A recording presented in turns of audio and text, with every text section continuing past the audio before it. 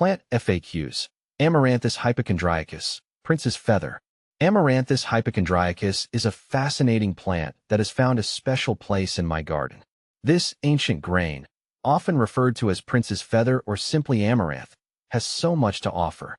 If you're considering adding it to your garden or just curious about its characteristics, here are some frequently asked questions about this vibrant plant. What is Amaranthus hypochondriacus? Amaranthus hypochondriacus is a species of flowering plant in the Amaranthaceae family. Known for its strikingly vibrant red flowers and long, feathery plumes, it's often grown for ornamental purposes. Beyond its beauty, this plant is also recognized for its edible seeds and leaves. It's an ancient grain that has been cultivated for thousands of years, especially in Central and South America, for its nutritional value. The plant can grow up to 6 feet tall, making it a stunning addition to any garden landscape. How to care for Amaranthus hypochondriacus. Taking care of Amaranthus hypochondriacus is relatively easy, which makes it a favorite for both novice and experienced gardeners. Here's what you need to know. Sunlight. This plant thrives in full sunlight. Make sure it gets at least 6 to 8 hours of direct sun each day. Without enough sunlight, it may not bloom as vibrantly. Soil. Amaranthus hypochondriacus prefers well-drained, loamy soil with a neutral to slightly acidic pH. While it can tolerate poorer soil conditions, providing rich, fertile soil will result in healthier plants. Watering. While young, water the plants regularly to help establish a deep root system. Once established, they are drought-tolerant. Overwatering should be avoided as it can lead to root rot. Fertilization. This plant isn't a heavy feeder, but adding a balanced fertilizer once during the growing season can enhance its growth and flower production. How to propagate Amaranthus hypochondriacus. Propagating Amaranthus hypochondriacus is straightforward, as it is typically grown from seeds. Here's a step-by-step guide.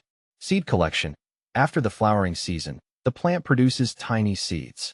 Collect these seeds once they have matured and dried on the plant. Sowing seeds. Sow the seeds directly into the garden soil in early spring, once the risk of frost has passed. You can also start them indoors a few weeks before the last frost date. Germination. Keep the soil moist until the seeds germinate, which usually takes about 10 to 14 days. Thin the seedlings to about 10 to 12 inches apart to give each plant enough room to grow. What to plant with Amaranthus hypochondriacus. Amaranthus hypochondriacus pairs well with a variety of plants. Here are some great companion plants. Sunflowers.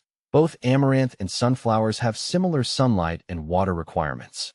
They complement each other visually and can attract pollinators to your garden. Corn. As a traditional companion in Mesoamerican agriculture, corn provides a natural support for the amaranth, which can also help to shade the soil and retain moisture. Marigolds. These are great companions because they help repel pests that might otherwise affect amaranth. Is Amaranthus hypochondriacus toxic? Amaranthus hypochondriacus is not toxic to humans or pets. In fact, the seeds and leaves are edible and highly nutritious. They are rich in protein, vitamins, and minerals. However, it is essential to note that some species of amaranth can accumulate nitrates, which may be harmful in large quantities, especially to livestock. Always ensure proper identification and moderation when using it as food. What are the benefits of Amaranthus hypochondriacus? There are numerous benefits to growing Amaranthus hypochondriacus. Nutritional value. The seeds are a great source of protein, fiber, and essential amino acids. They are gluten-free, making them an excellent option for those with gluten sensitivities. Medicinal uses. Traditionally, parts of the plant have been used for various medicinal purposes, including treating respiratory and digestive issues. Ornamental appeal. The vibrant red plumes of Amaranthus hypochondriacus add a splash of color to any garden. They can be used in fresh or dried flower arrangements. Common problems with Amaranthus hypochondriacus. While Amaranthus hypochondriacus is relatively easy to grow, it can face a few issues. Pests. Aphids and flea beetles can sometimes attack the plant. Regular monitoring and using organic insecticidal soap can help keep these pests in check. Diseases. Root rot can occur if the soil is too wet. Ensure proper drainage and avoid overwatering to prevent this issue. Weeds. Young amaranth plants can be outcompeted by weeds. Regular weeding and mulching can help manage weed growth. How does Amaranthus hypochondriacus compare to other similar plants? Amaranthus hypochondriacus is often confused with other amaranth species, such as Amaranthus cruentus and Amaranthus caudatus. Here's a quick comparison. Amaranthus cruentus, similar in appearance, but typically has deeper red flowers. It is also grown for its seeds and leaves. Amaranthus caudatus, known as love lies bleeding, it has long, drooping red flower tassels. While it shares the same genus, its ornamental use is more common than as a grain. Both species have similar growing requirements and can be cultivated alongside Amaranthus hypochondriacus without issues.